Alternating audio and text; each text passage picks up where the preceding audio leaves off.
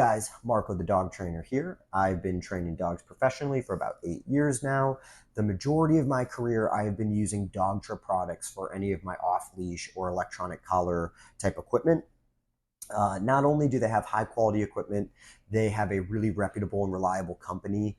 I really like the customer service. I think that they've got great warranty options. So that's why I mainly feel comfortable referring Dogtra products to any of my clients getting into electronic collars. Now, again, every video I'm ever going to post, I'm going to give the disclaimer. I am a professional dog trainer, so I really know what I'm doing when it comes to introducing this equipment properly.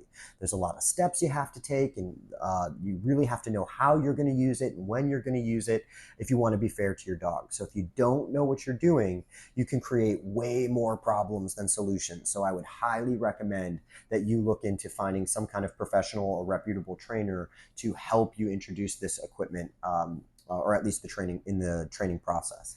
Now, having said all that, let's start talking about the Dogtra Arc. So the Arc is actually one of my favorite models that Dogtra offers. This is going to be my go-to for probably any medium to large size dog. Some instances you may be able to use it for like a Mastiff if they've got the right temperament for it. Not going to work super great on smaller dogs. The shape of this collar can kind of have a weird fit around a smaller dog's neck, so it's not quite going to work in that situation. Another area that I may recommend this specific model is going to be for any client that has two dogs, especially if they're kind of slightly different sizes. Because it's a pretty versatile collar, it tends to be one of the better options for a two-dog system connected to one remote, just because, again, it can kind of cover a variety of different dogs. And my last kind of general note about the Dogtra Arc is that I kind of look at it as like the slightly younger brother to the 1900S. It has a lot of the same capabilities. It just has a slightly lower threshold of stimulation, and it's a lot thinner. It's kind of the shape of it, I think that's why they call it the Arc, can fit a little bit more comfortably and a little bit more sleek on a dog's neck than the 1900S, which, you know, the 1900S tends to be a little bit on the bulky side. So any large dog that doesn't really need that extra level of stimulation, I'm probably going to lean towards the Arc as opposed to the 1900. So having said that, let's start taking a look at the remote and the collar so we can start talking through the different options and features and the things that I like and don't like about it. Here we go. All right, guys, this is the Dogtra Arc right out of the box. The first thing that you're probably going to notice is this kind of unique shape that it has here. I don't think I've seen any other collar with this shape. Like I said before, I'm pretty sure this is where the term arc actually comes from. It can be pretty cool because most dogs that are wearing this, it is going to look almost concealed to look like a regular collar. So for me, I do a lot of photo shoots with my dogs, and I don't want the electronic collar to be the focal point. So a lot of times I'm going to use this because, like I said, it's almost like it's not even on. Now, the next thing you're going to notice is that we've got quite a few more buttons on this remote than some of the other models that we've reviewed. So that's because this specific model, the Dogtra Arc, always comes with the capability of being upgraded to a two-dog system. So if I wanted, I could buy a second collar that connects to the orange buttons. Now, because I only bought the one-dog system as of right now, the black buttons are going to be connected to this collar, so we're going to kind of ignore the orange buttons for right now. Now, for the remote, there's going to be this blue button on the side. That's what turns the remote on and off. Another feature of the blue button is it kind of activates or deactivates the backlit screen option. So it automatically comes with that feature turned on. So anytime that you adjust a dial or press a button, that screen is going to light up blue. Now, if I wanted to turn that off to save battery power, or just for whatever reason I don't like it, you can press that button one time, and that's what kind of turns that feature off. But generally speaking, if I'm walking my dogs late at night and I want to see what I'm doing, I'm going to press that one more time to turn that backlit screen back on. Now, while we're at it, we'll kind of talk about the dial here. This collar goes from 0 up to 127. I've been asked a million times why it ends on such a weird number. I really don't know. But I generally try to tell my clients to think of 10 as 1, 20 as 2, 30 as 3. This collar just happens to be a lot more exact than a lot of the other collars that are out on the market. And that can be really important when you're trying to find the perfect level of stimulation without overdoing it. Now, as far as stimulation goes, that's going to be the buttons on the side. So for right now, we're going to talk about the black button, okay? Now, there's two different types of stimulation we can give. There's the N setting and there's the C setting. So right now, this kind of toggle switch, I'm going to have it flipped up to N. So that means it doesn't matter how long I hold this down, it is going to be a pre-programmed, very quick correction. Okay, now if we flip that down to C, and you hold the button down, it is going to stretch that correction until you take your finger off. I think up to 11 or 12 seconds or something like that. So generally speaking, I say that the continuous feature is going to be more so for emergencies. Now we're going to flip that back up to N for right now. As far as the charging goes, okay, there's going to be this little rubber port on the back, and there's going to be a rubber port on the collar itself, if you can see that there. Okay, a really important feature is plug those back in, and that's what helps keep this stuff waterproof. And the charger is automatically going to come with an adapter, so you can charge them both at the same time.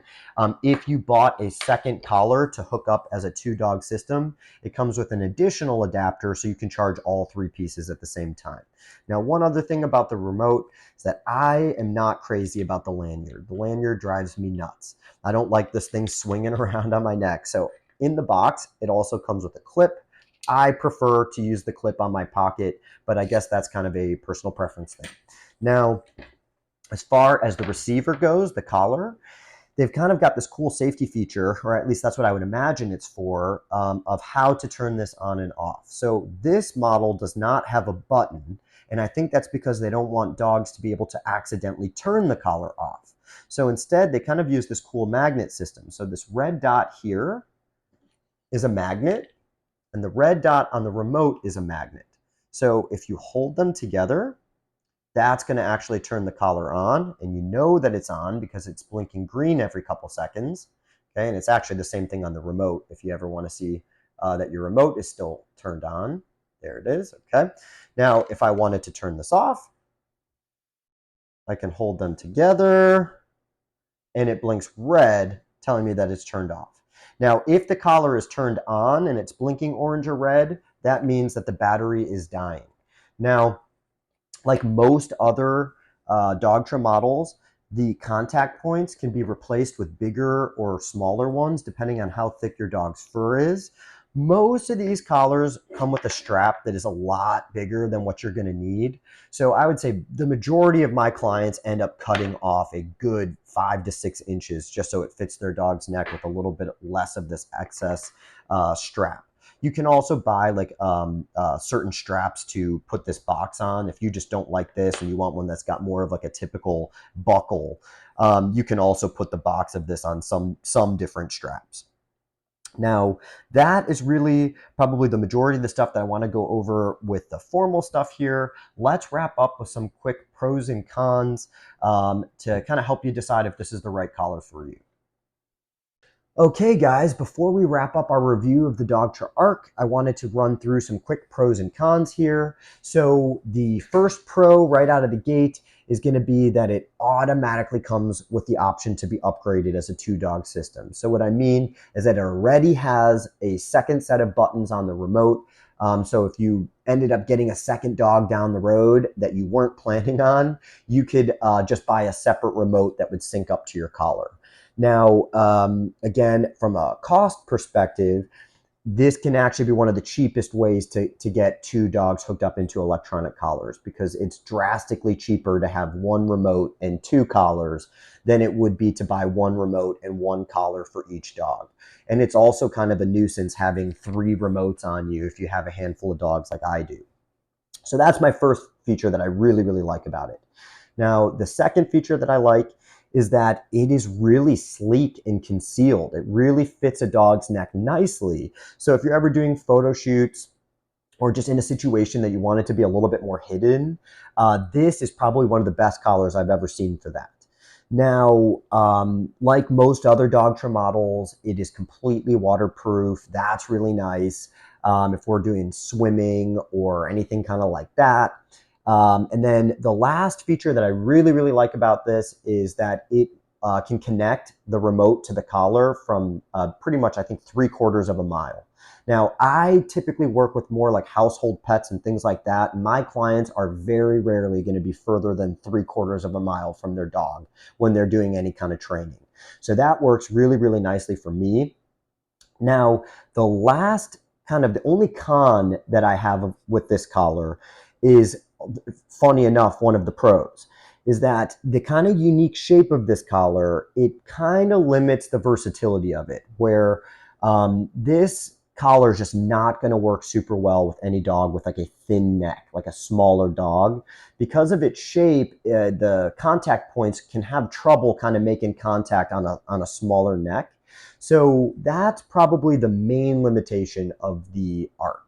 Now, down the road, I'm going to start making different comparison videos of different models.